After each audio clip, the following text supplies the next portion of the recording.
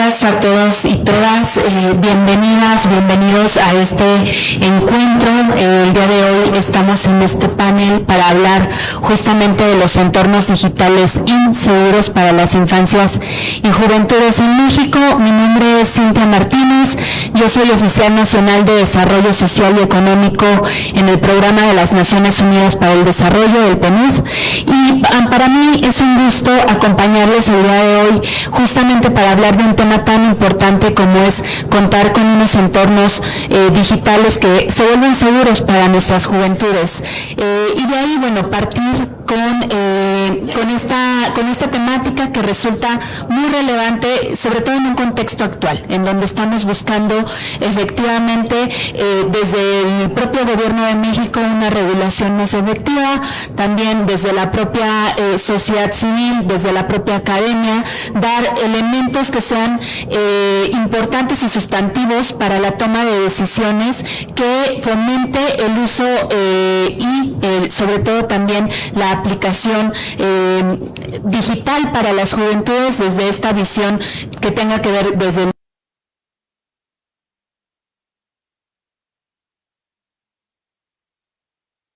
Para mí es un gusto acompañarles desde el Programa de las Naciones Unidas para el Desarrollo para moderar esta mesa, y justo quisiera iniciar y arrancar con una constatación muy clara. Para niños, niñas y jóvenes, el mundo digital ya no es un espacio separado de la vida cotidiana, es parte de ella.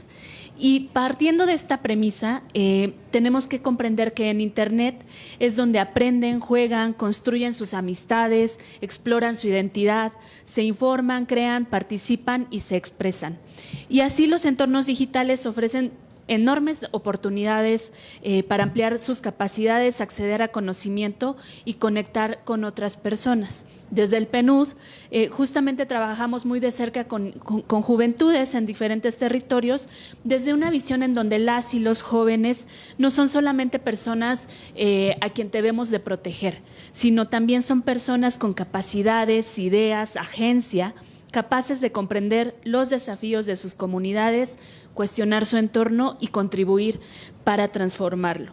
Y una parte importante de nuestro trabajo justamente consiste en dotar de esas capacidades que puedan desarrollar pensamiento crítico, tomar decisiones informadas, reconocerse como agentes de cambio y contar con herramientas para desenvolverse en un mundo que cambia rápidamente.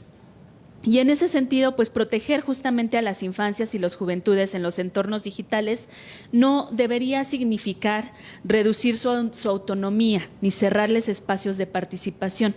El desafío es justamente crear aquellas condiciones que puedan permitir que ellos ejerzan esa autonomía de manera progresiva, informada y segura.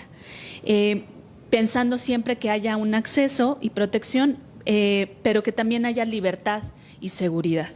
La pregunta aquí se vuelve entonces bastante compleja. ¿Cómo garantizamos que niñas, niños y jóvenes puedan aprovechar las oportunidades del mundo digital y ejercer plenamente sus derechos sin que hacerlo implique exponerse a riesgos que podrían y deberían prevenirse?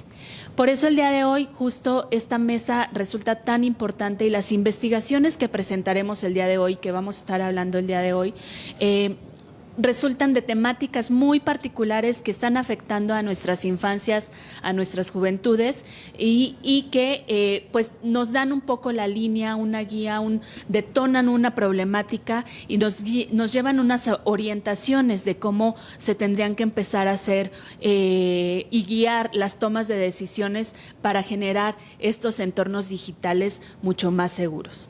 Con base en ello, vamos a arrancar. Justamente hoy tenemos un panel grande, un panel de lujo. Vamos a presentar 4 investigaciones, va a haber también participaciones de 2 jóvenes, y también cerraremos con un mensaje principal respecto a toda esta conversación que el día de hoy vamos a tener. Me gustaría arrancar con un tema que sin duda va a ser muy importante de analizar, que es justamente uno de los temas y que arrancamos fuerte, es el tema de la pornografía.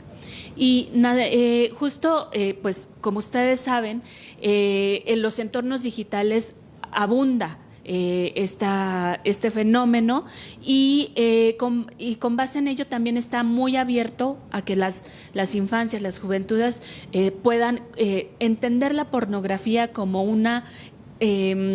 pues como algo que realmente en lugar está enseñando algo que no debería quizás ser traducido a un aprendizaje de su sexualidad y de sus expresiones sexuales que pueden resultar incluso en temas violentos. Para este tema que es tan importante y en ese sentido darle la palabra a los expertos que nos presenten su estudio sobre esta encuesta pornográfica, quisiera dar la palabra primero a José Luis Palma. Él es director del INSAD, que es el Instituto de Salud y Demografía. Arrancamos con José Luis y luego le doy la palabra a Mara. Sí, muchas gracias, Cintia. Pues como dice Cintia, yo voy a hablar del tema de pornografía y sus implicaciones, porque es un tema que se ha estudiado muy poco en México y se habla muy poco de él. No obstante, que su consumo es creciente, claramente, de manera paralela al uso cada vez mayor del Internet. En INSAD levantamos una encuesta entre estudiantes de nivel licenciatura en dos grandes universidades, una pública y otra privada, en sus campus de la Ciudad de México. ¿Y qué se observó en esa encuesta? Primero, que la exposición inicial a la pornografía ocurre a edades tempranas y con frecuencia de manera no intencionada. En los hombres entre los 11 y los 12 años y en las mujeres entre los 12 y los 14 años. También se observó que la pornografía tiene un papel muy relevante en la juventud. De hecho, juega el papel de ser una información primaria para los jóvenes sobre la sexualidad. Y lo malo es que en su mayoría abrumadora, es una información con estereotipos absurdos y que refuerza patrones de género que son, digamos, problemáticos, de dominación masculina, de sometimiento femenino y con frecuencia patrones que son incluso violentos. La conclusión más importante es que se requiere una educación sexual integral para que al llegar a la adolescencia se cuente con información veraz, sí, para poder vivir una sexualidad saludable, pero también para tener una visión crítica, informada ante la pornografía, a la que se van a exponer de cualquier modo. Hay una plataforma en pornografía que se llama Pornhub y que es la que tiene un mayor volumen de tráfico con 114 millones de visitas diariamente. En el año 2021, México ocupaba el 6º lugar en cuanto al número de visitas en esta plataforma. En 2023 ocupaba ya el 4º lugar y el año pasado, en 2025, ya fue el 2º lugar, solamente después de los Estados Unidos. Vaya, lo que quiero decir es que es un tema sin duda muy relevante. Muchísimas gracias, José Luis. Justo en esta misma temática nos gustaría escucharte, Mara Hernández. Ella es directora de Diálogo, Innovación y Cambio, Dialógica. Y del Instituto de Investigaciones Jurídicas. Muchísimas gracias. Me da mucho gusto acompañarles esta mañana y compartirles que pues algo que en realidad se sabe ya de hace tiempo, y es que el consumo frecuente y acrítico de pornografía está transformando las prácticas sexuales a nivel global. Y quizá de lo que se habla menos, el impacto negativo que esto está teniendo en la autoestima, en menores niveles de satisfacción en nuestras relaciones sexoafectivas y con tendencia a normalizar prácticas sexuales dañinas y o riesgosas. Estudios de Alemania, Estados Unidos, Australia así lo demuestran, y hoy tenemos esta encuesta de jóvenes mexicanos que nos muestra una relación directa entre el consumo frecuente de pornografía y el ejercicio de conductas sexuales que son compatibles con la definición de violencia de la Organización Mundial de la Salud.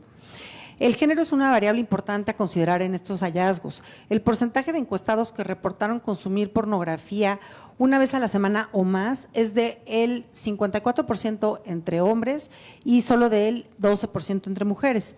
En promedio, los hombres ejercen 2.6 veces más conductas sexuales coercitivas, rudas y o riesgosas que las mujeres. En contraste, las mujeres y personas no heterosexuales son más proclives a ser blanco de estas conductas. Desde la UNAM En el último año hemos innovado una intervención pedagógica en la que han participado más de 400 juventudes de bachilleratos y licenciaturas, llamadas Círculos de Reflexión sobre Pornografía y Salud Sexoafectiva. El pasado mes de julio celebramos el primer encuentro nacional de juventudes sobre este tema y se reunieron 35 líderes de diferentes partes de la República, líderes jóvenes, 2 de aquí están con nosotros el día de hoy, y durante 3 días conversaron sobre esta problemática. Los jóvenes participantes nos proponen, a manera de consenso, hablar más bien de bienestar amoroso erótico, como un concepto más amplio que la salud sexual.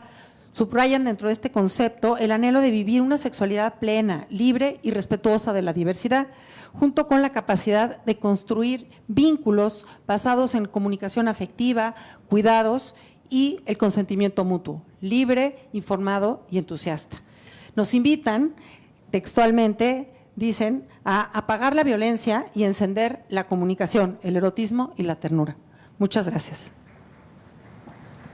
Muchas gracias, Mara. Mara es profesora e investigadora justamente del Instituto de Investigaciones Jurídicas de la UNAM. Y para escuchar la visión de las juventudes en esta materia, me gustaría darle la palabra a Joan Jiménez. Él es un joven que formó parte de este Encuentro Nacional de Juventudes.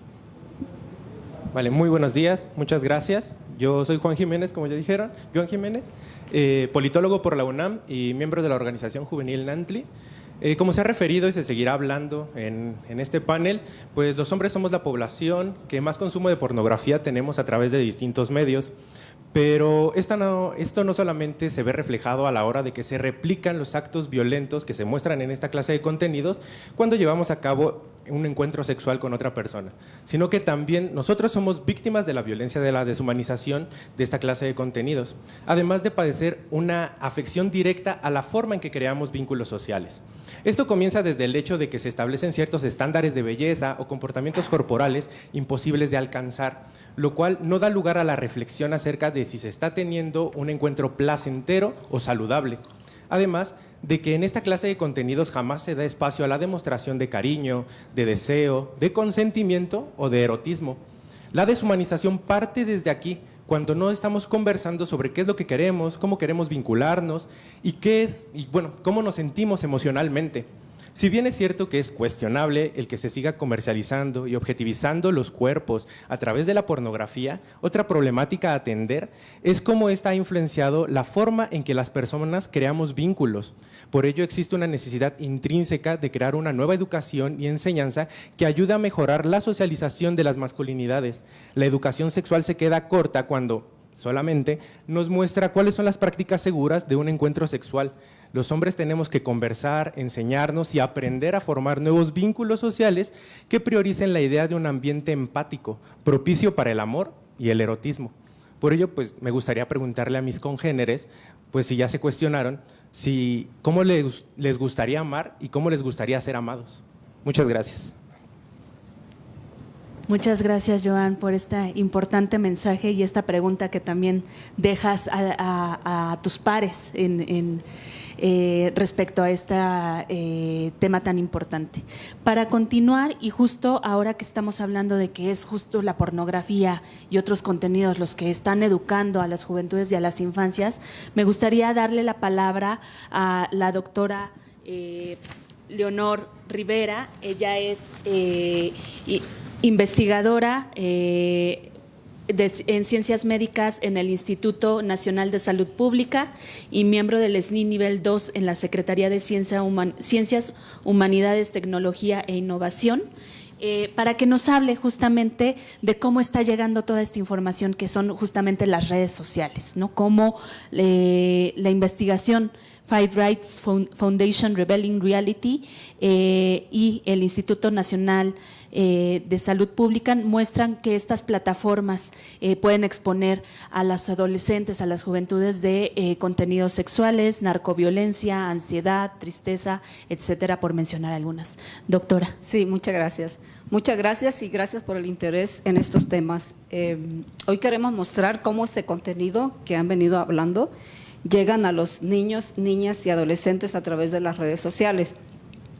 Para esto hicimos un estudio utilizando cuentas ficticias o cuentas simuladas o avatars, ¿no?, que también le llamamos, que replicaron patrones de navegación de adolescentes de México en Instagram, X y TikTok.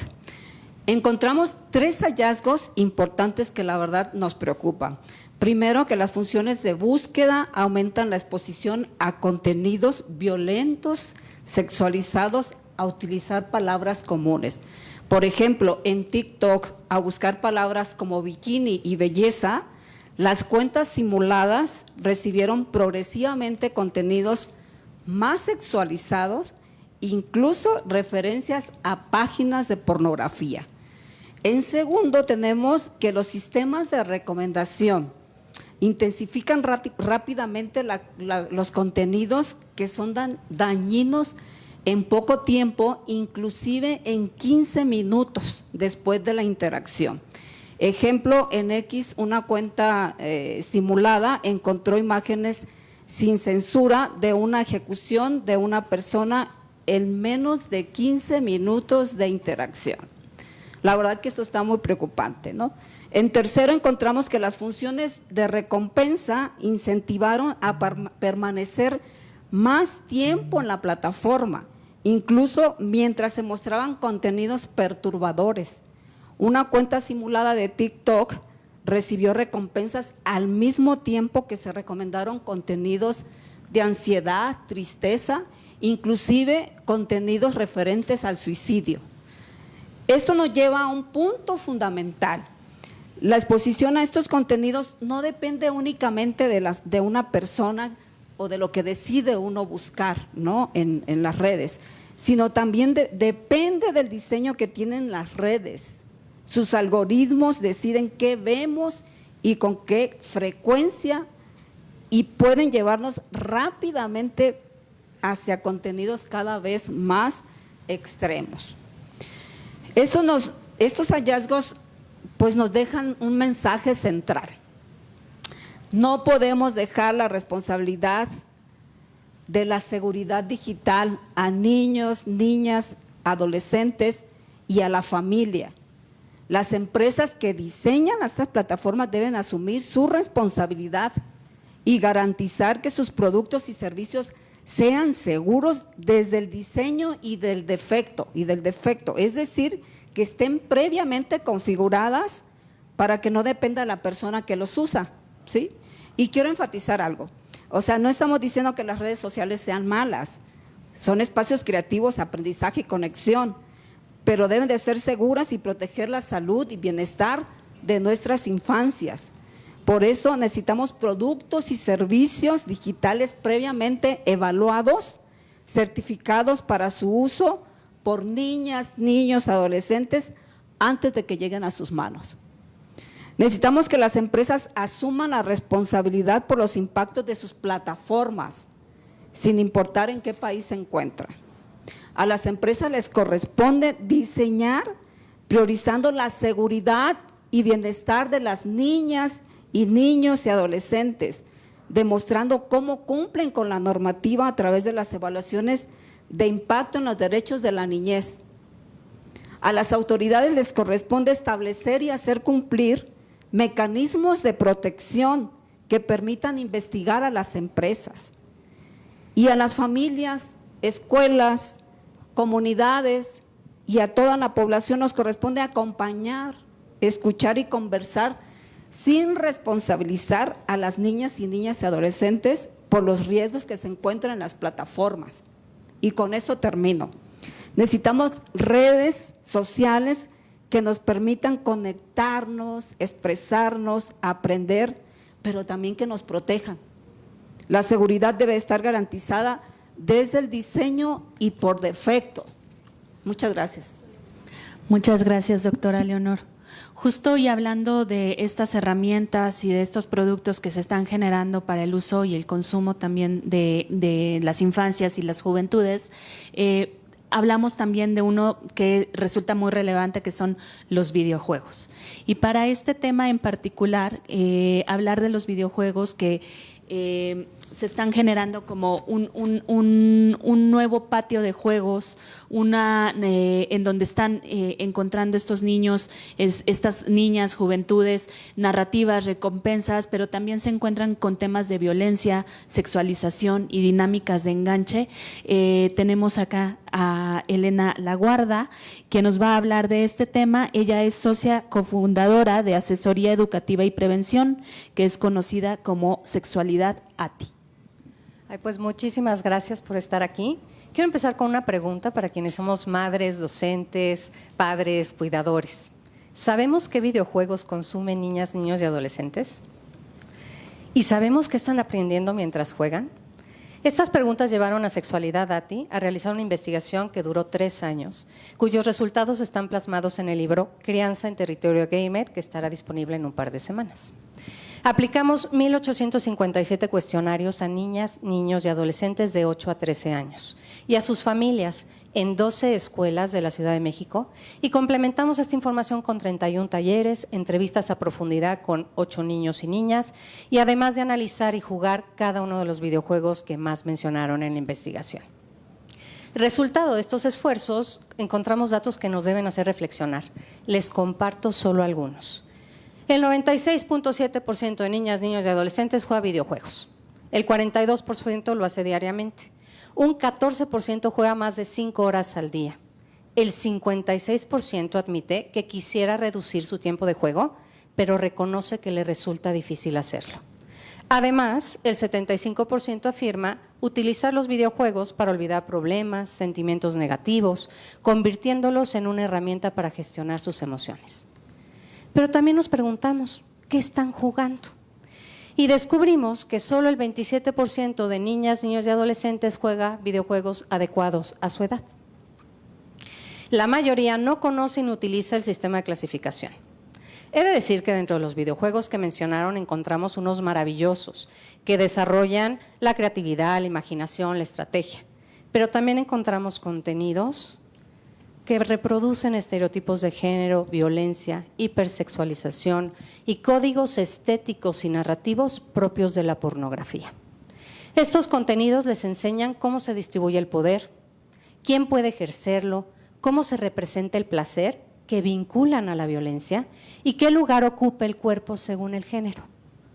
Encontramos que están jugando videojuegos con dinámicas de violencia, tortura, sadismo, contenido sexual, incluso algunos que les permiten llevar a cabo virtualmente un feminicidio.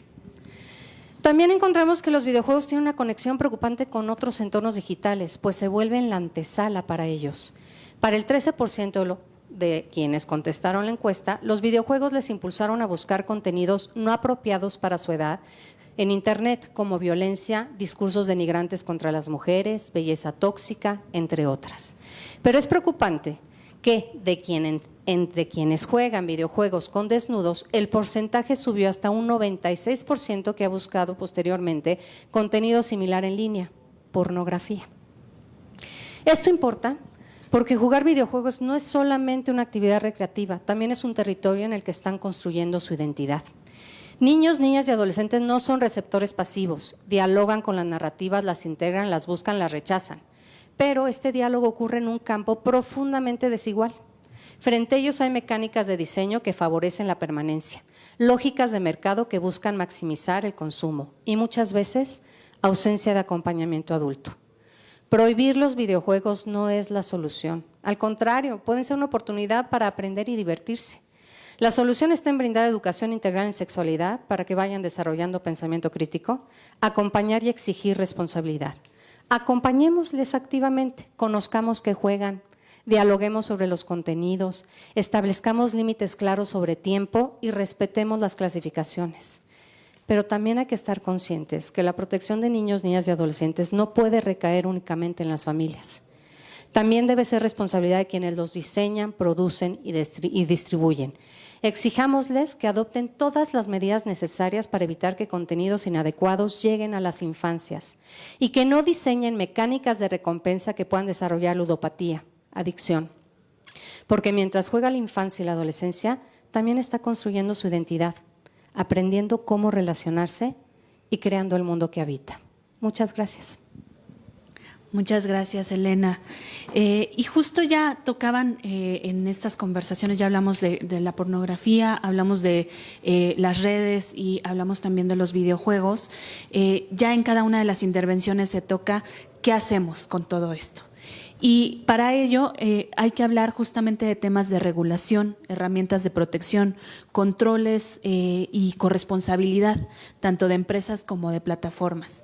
Y para ello, bueno, invitamos a Víctor Hugo Rodas.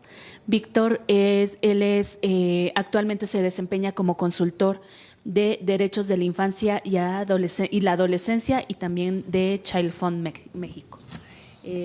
Víctor, por favor. Muchas gracias. La investigación que desarrollamos en el colectivo Derechos de la Infancia y la Adolescencia parte de algunas premisas que ya han establecido de forma objetiva las investigaciones que hoy se están comentando.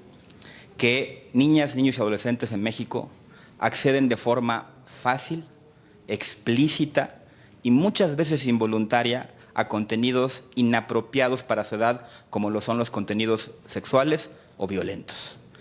Ante este fenómeno que es una realidad y que, repito, hoy está demostrado de forma objetiva, ¿qué dicen las leyes en México?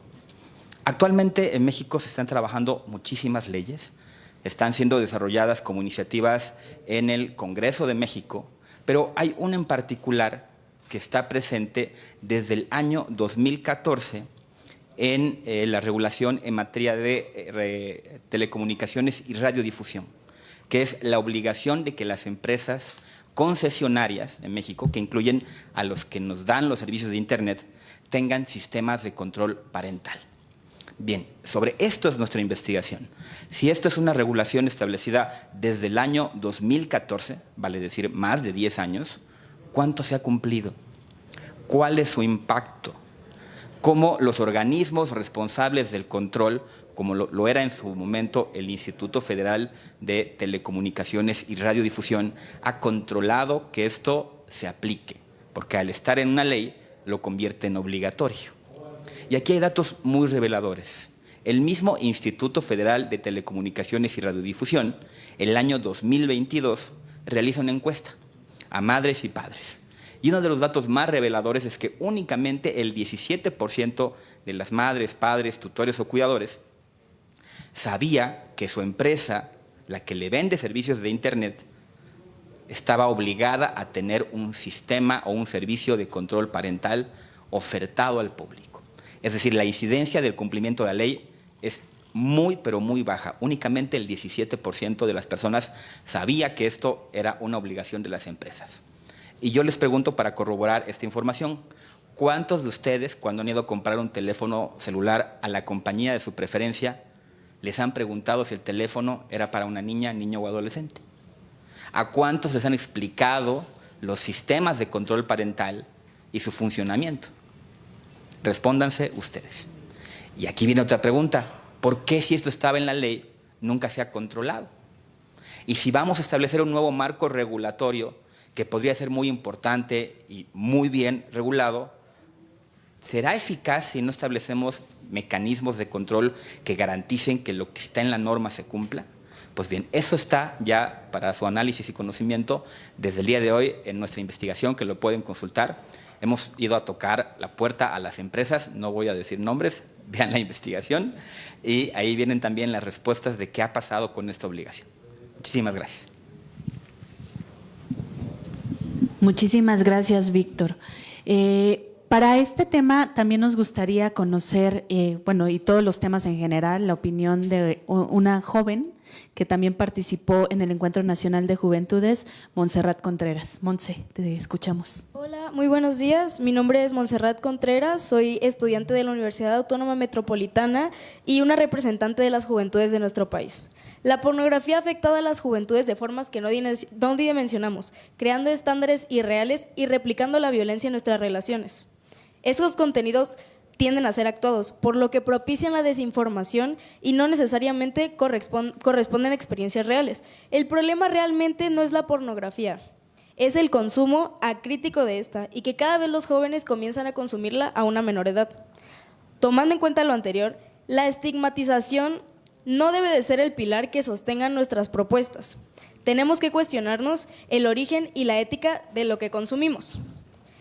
La implementación de una educación sexual completa es completamente indispensable para poder disminuir las respuestas violentas no consensuales que provienen del consumo de la pornografía. El futuro es tecnológico y necesitamos proteger a nuestras infancias, que éstas puedan navegar de forma segura y que en su mayoría de edad tengan las herramientas para poder ser críticos y conscientes de lo que están consumiendo. Como juventudes tenemos el derecho de disfrutar nuestro bienestar amoroso erótico de forma consensuada, libre, segura y en un contexto de cuidado mutuo. Yo les invito a preguntarse si estamos consumiendo pornografía de forma crítica o si estamos dejando que la pornografía nos enseñe cómo amar, qué desear, cómo relacionarnos y qué esperar de nuestros cuerpos y de los ajenos. Muchas gracias. Muchas gracias, Monse. Para concluir esta mesa y estas intervenciones en específico, nos gustaría escuchar a Tania Ramírez. Ella es directora ejecutiva de la Red por los Derechos de la Infancia en México, sobre todo para que haga un resumen y nos pueda compartir de estas investigaciones que se están presentando el día de hoy. Gracias, Cintia. Pues me parece que lo que acabamos de ver es un motor poderoso de conocimiento ante las dudas, ante el miedo, ante la incertidumbre. Me parece que es bastante claro que este panel de aquí no somos un grupo de personas asustadas frente a la pornografía. Se está hablando de consumo crítico de la pornografía, se está hablando de relaciones erótico-afectivas, se está hablando de educación sexual integral.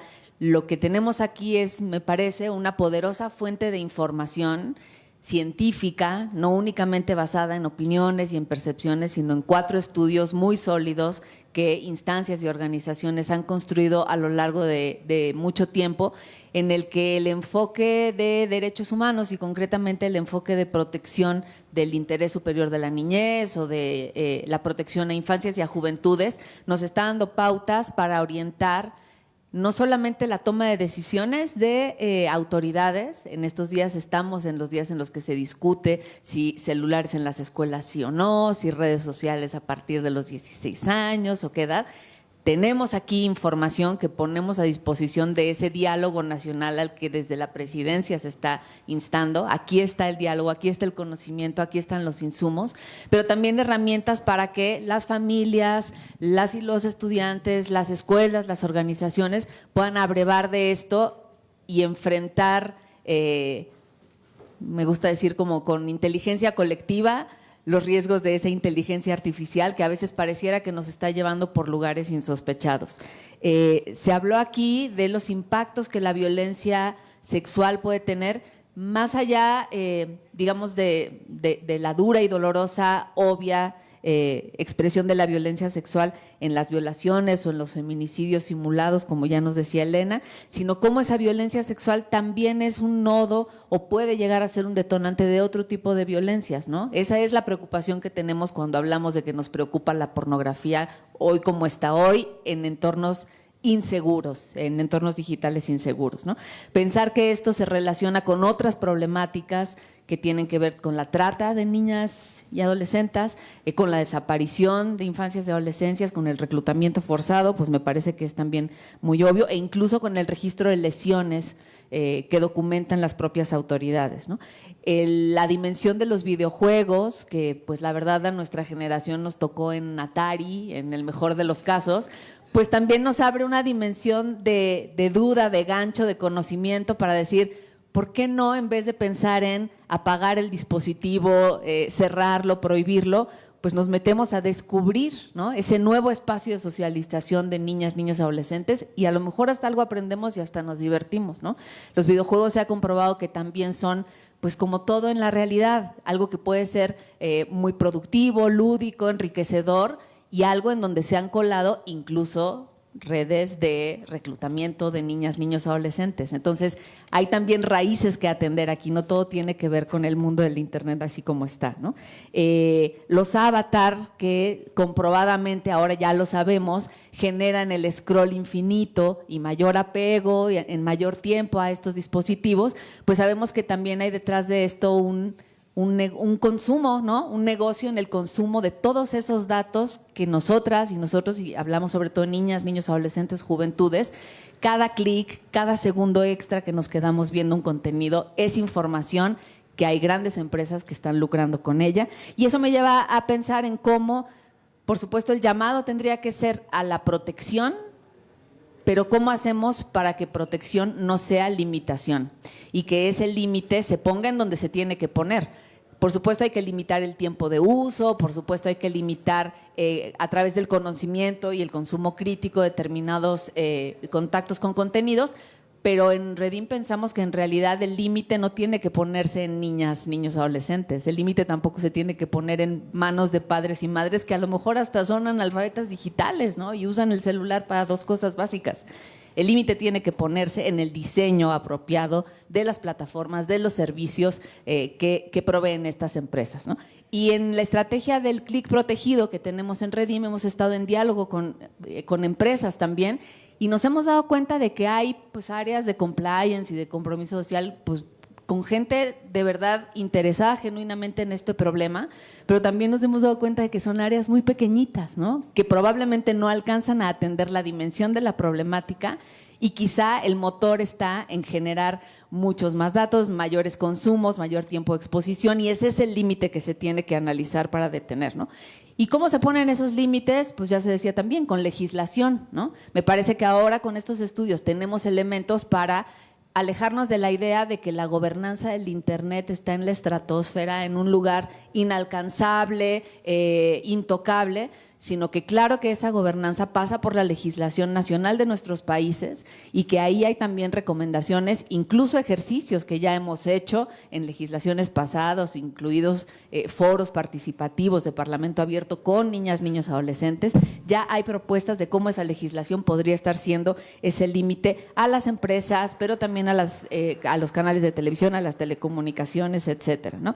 Y por último, pues ojalá esto pueda ser también un insumo para esta gran conversación nacional que hace falta y que ya se está anunciando y que diríamos que vamos tarde, pero no, yo siento que lo que hoy se presenta es oportuno en el sentido de que, bueno, siempre es buen momento para sembrar un árbol, pero ya tenemos ahora más evidencias internacionales de distintos países, de distintas organizaciones, vínculos incluso en donde organizaciones como Five Rights está trabajando con organizaciones mexicanas para hacer ese zoom in en México. Ojalá aprovechemos el momentum para tomar las mejores decisiones orientado a proteger a niñas, niños y adolescentes, no de lo que no deben saber y conocer, sino de los riesgos y los efectos nocivos que la socialización y el acceso a la información en entornos digitales no seguros, no diseñados para ser seguros y no remediados una vez fueron inseguros, nos está dando ahora mismo, ¿no? Muchísimas gracias, Tania. Un aplauso, por favor, para todos y todas los participantes.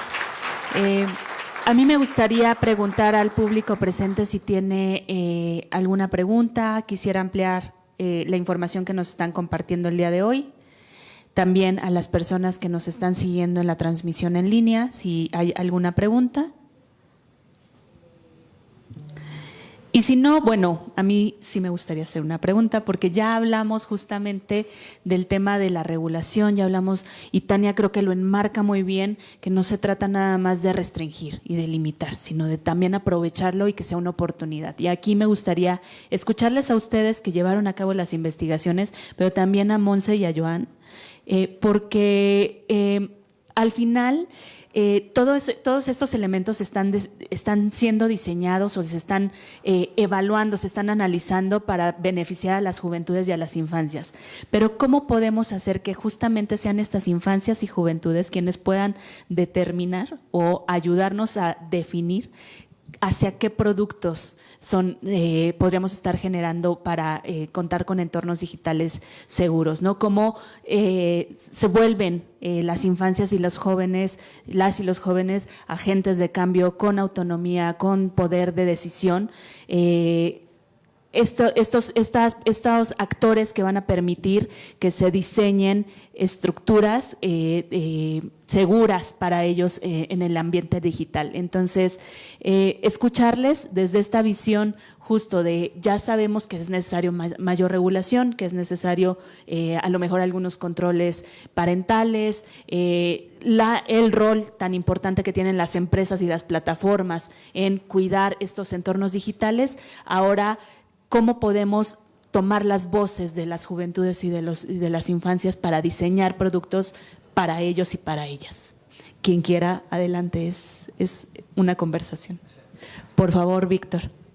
Muy breve el comentario. Aquí creo que es muy importante traer a la discusión estándares internacionales, sobre todo del Comité de los Derechos del Niño, que ha establecido una observación general en torno a los derechos de niñas y niños en el entorno digital. Uno de los elementos más importantes y que nos tiene que quedar claro en este momento legislativo que México está viviendo es que ninguna política pública, ninguna legislación que impacte en la vida de los niños, niñas y adolescentes como es esta que estamos discutiendo, se puede aprobar o discutir sin la opinión de las niñas, niños y adolescentes. Y a mí me encanta cómo lo formulan los adolescentes de Redim, que es nada sobre nosotros sin nosotros. Excelente. Mara, por favor. Bueno, creo que de la mano del tema regulatorio hemos enfatizado todos, y esa ha sido también una línea, un mensaje básico de esta conferencia, la importancia de la educación integral en sexualidad. Y lo dicen, creo que muy bien Johan y Monse, que tiene que ver no con como lo aprendimos nosotros, ¿no? De el condón y el embarazo, así como la cuestión biológica, sino realmente cómo queremos amar y ser amados, que eso tiene que ser algo de lo que también se hable en las escuelas, en nuestras conversaciones, de cómo queremos vivir nuestra sexualidad en un sentido profundo, desde una ética de cuidados, desde entender lo que nos gusta, lo que nos da placer y también lo que al otro, a la otra le gusta, le da placer, y para que el consentimiento sea una cuestión básica, como una regla básica de oro, en toda la forma en la que nos relacionamos desde las niñeces, que las niñas, las infancias, las adolescencias, las juventudes tengan desde muy, muy temprano esta idea de que para que pueda haber algo saludable tiene que ser algo consensuado mutuamente, cualquier forma de interacción y de vínculo en realidad, pero sobre todo cuando tiene que ver con nuestra intimidad sexual, ¿no? Y con nuestro cuerpo. Entonces creo que eso es algo bien importante que por supuesto puede transmitirse en campañas digitales, desde la propia voz de las niñeces, de las juventudes, desde las adolescencias. Y está como entonces este lente crítico de cuidado, que mucho de lo que vamos a encontrar a veces en el internet no tiene estas pautas de cuidado, de consentimiento, y que y que hay que verlo con esa mirada crítica, ¿no? Por supuesto hay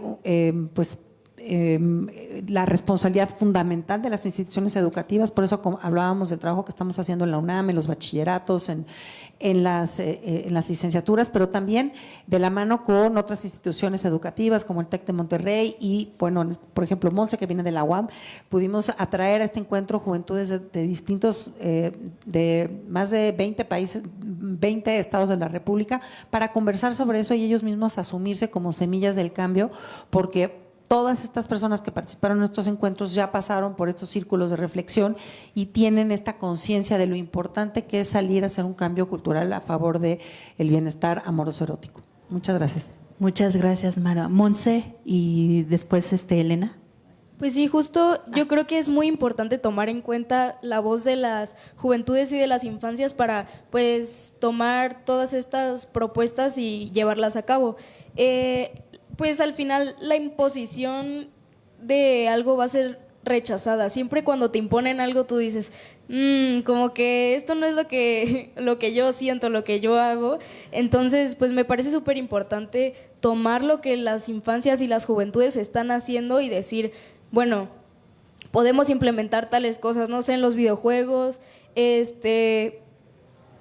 darles información, número uno, porque pues al final hay muchos videojuegos que tienen violencia y es una realidad, que tienen contenido sexual y no van a desaparecer. Lo que tenemos que hacer es que las juventudes y las infancias sean conscientes de que este contenido es de una índole violenta, de una índole sexual y que no es correcto o no es apropiado para su edad.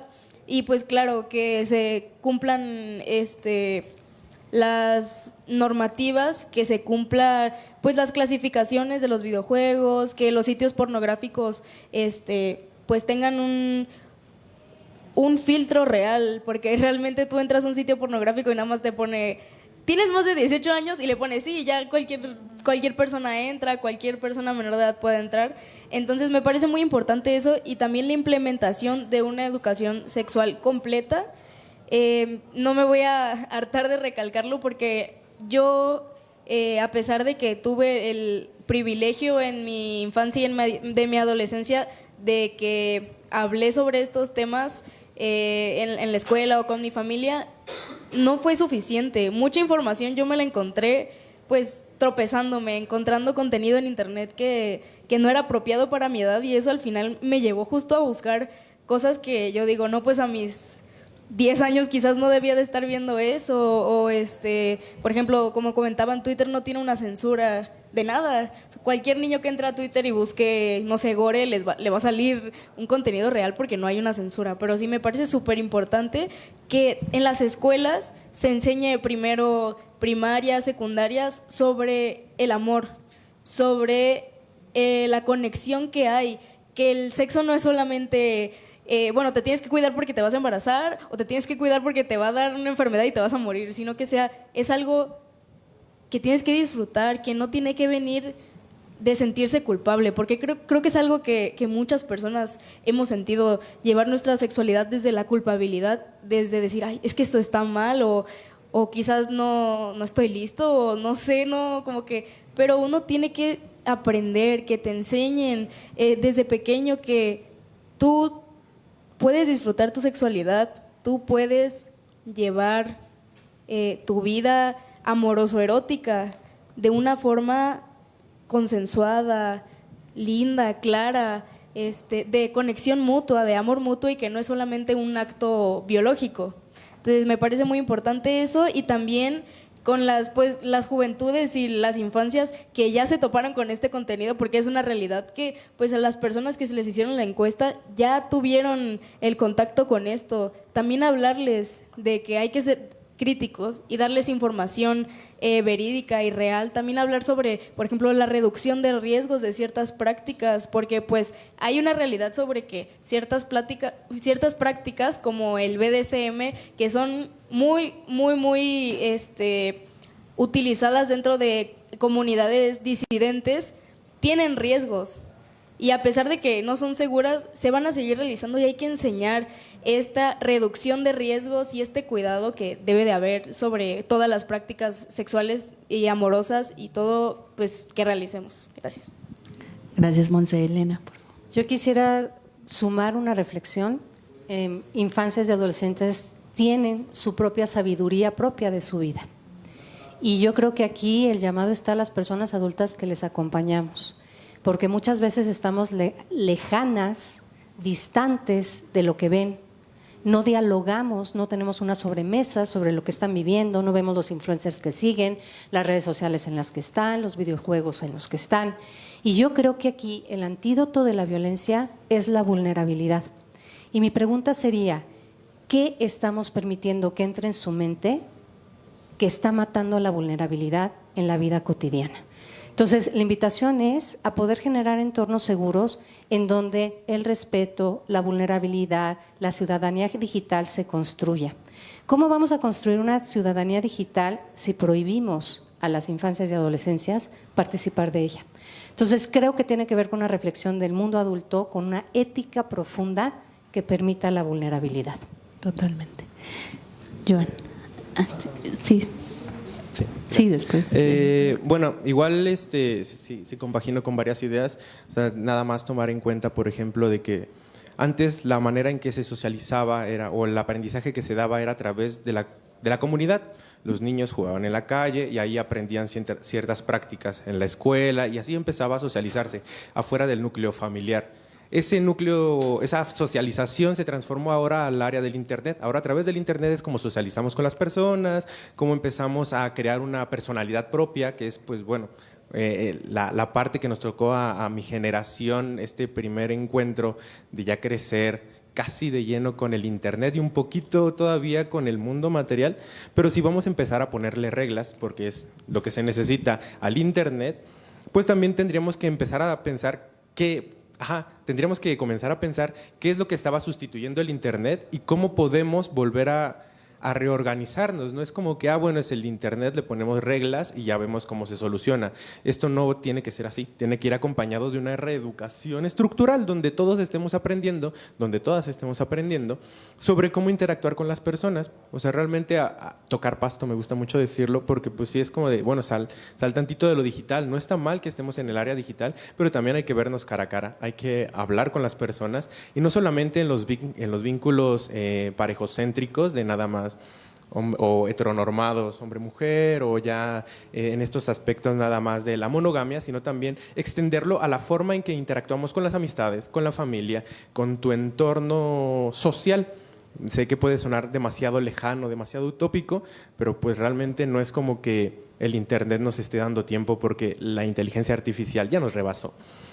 Y está ahí, está presente, y apenas estamos tratando de pensar, bueno, cómo le ponemos reglas a las páginas de Internet, pero existe la inteligencia artificial, existe, que es también contenido que crea pornografía u otros aspectos como los videojuegos, pero bueno, si les vamos a poner reglas a esta área, ¿cómo vamos a sustituir lo que ellos sustituyeron o están realizando en las infancias, en las adolescencias o inclusive ya en las personas adultas? Hay estadísticas donde las personas adultas ya nos relacionamos más a través de apps de citas que ir a lugares, a los terceros lugares, que es como el área donde socializamos. Entonces, más bien hay que repensar otra vez cómo estamos construyendo sociedad. El bendito Internet está ahí, pero hay que construir otra sociedad. Muchas gracias. Muy buen mensaje. Leonor, por favor. Sí, muchas gracias. Pues yo también quería comentar el tema de que pues realmente lo que se está buscando también es que se aumente la edad para el uso, ¿no?, de acceso de las redes. Pues tenemos que a los 13 años los niños pueden tener acceso. Sin embargo, pues en nuestra investigación, pues la mayoría ponían, o sea, todos más bien pusieron que tenían más edad, ¿no? Y esto yo creo que es uno de los problemas también principales de que las empresas tengan más controles de verificación de edad. Porque aún así que se implemente una política de aumentar la edad, ¿no?, para que tengan acceso, aún así los niños y las niñas y adolescentes, si no hay una educación o una formación, pues de alguna manera van a acceder, ¿no? O la otra, si no hay unos controles más estrictos, realmente no va a pasar lo mismo. ¿Sí? Claro. Sí, si quieres. Bueno, pues como verán es una problemática compleja y bueno, estamos hablando de qué cosas no queremos que se vean y luego Johan nos dice, bueno, y en lugar de eso que sí queremos. Entonces, desde los dos ángulos es algo bien complejo. Y la buena noticia es que el lunes y martes de la semana que entra tenemos el primer coloquio internacional sobre pornografía, bienestar sexoafectivo y derechos digitales en el Colegio de México y el Instituto de Investigaciones Jurídicas. Van a ser 2 jornadas, el lunes en el Colegio de México, el martes en el Instituto de Investigaciones Jurídicas, ambos días de 10 a 2 de la tarde, de 10 de la mañana a 2 de la tarde.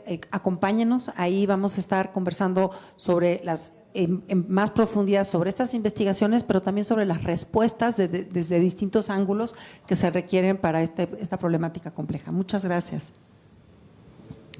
Perfecto. Valentina, nada más está en Zoom. Tenemos a Valentina en Zoom. Valentina. Muchas gracias. No sé si nos quieras dar un comentario también para ir cerrando la mesa y tu mensaje. Perfecto, muchas gracias. Bueno, primero que todo, buenos días a todas y a todos. Mi nombre es Valentina Vival y yo soy consultora regional para la Fundación Five Rights, que es una organización internacional con más de 10 años de experiencia trabajando en estos temas justamente para hacer que estos entornos digitales sean seguros por defecto y por el diseño y que en definitiva permitan esta participación. Entonces, solo quiero agregar un punto importante que nos permitió observar esta investigación que realizamos, y es que los riesgos de diferente índole, ya sea por el contacto o por el tipo de contenido que puedan encontrar las niñas y niños en estos entornos, no son accidentes aislados y responden a decisiones de diseño que son sistémicas y también responden a los modelos de negocios de estas empresas tecnológicas. Entonces, el llamado y básicamente los hallazgos que encontramos apuntan a que tengamos primero una conciencia respecto de cómo funciona esto, ¿no? Que la lógica atrás es la maximización de la atención, de la interacción y la extracción de datos,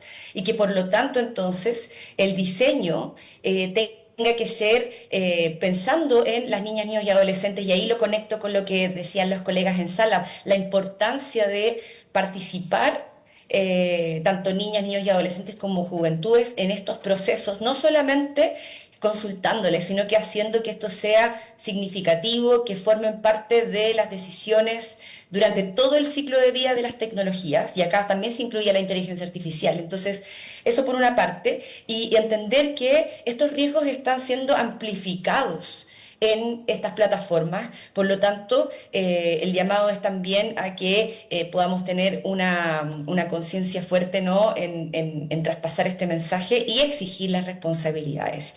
Y finalmente decir que, claro, la responsabilidad no debe de recaer en las niñas, niños y adolescentes, sino que en quienes realmente tienen un poder para modificar estos espacios.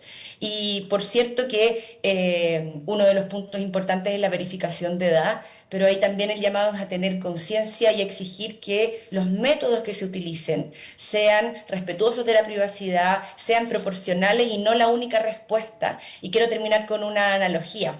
Cuando hablamos de estos entornos, si nos quedamos solo con hacer segura la puerta de una casa, puede que podamos filtrar algún tipo de riesgos, pero si no nos dedicamos a hacer más segura la casa por dentro, que sea apropiada a la edad de las niñas, niños y adolescentes, siempre vamos a quedar atrás. Entonces el llamado es a resolver el fondo del problema y responsabilizar a quienes realmente tienen el poder de hacer los cambios, sin perjuicio de, por cierto, dar herramientas necesarias para que todas y todos en la sociedad podamos contribuir a que estos entornos sean espacios para participar, para aprender, para generar lazos con los pares, ¿no?, y que sea un complemento también de las vidas en los entornos físicos. Así que eso por nuestro lado. Muchas gracias. Muchísimas gracias, Valentina. Excelente mensaje. Creo que justo, de hecho, nos ayudas a redondear la temática que estamos platicando el día de hoy en la sala.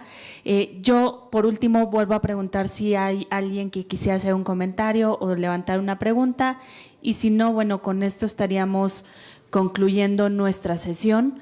No sin antes, por supuesto, agradecer a nuestras intérpretes de lengua de señas mexicanas, Joana Campillo y Daniela Vite, que nos estuvieron apoyando en toda la sesión, y por supuesto también a la Comisión de Derechos Humanos de la Ciudad de México, que nos ha permitido realizar esta sesión en sus instalaciones y con todo el apoyo.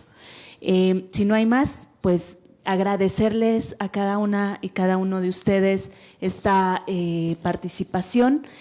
Sin duda nos deja un tema que hay que continuar hablando, hay que continuar posicionando en cada espacio que tengamos oportunidad, porque es muy importante llevar a crear estos entornos digitales seguros. Y con esto estaríamos concluyendo la presentación de hoy. Muchísimas gracias a todas y todos, y que tengan excelente día.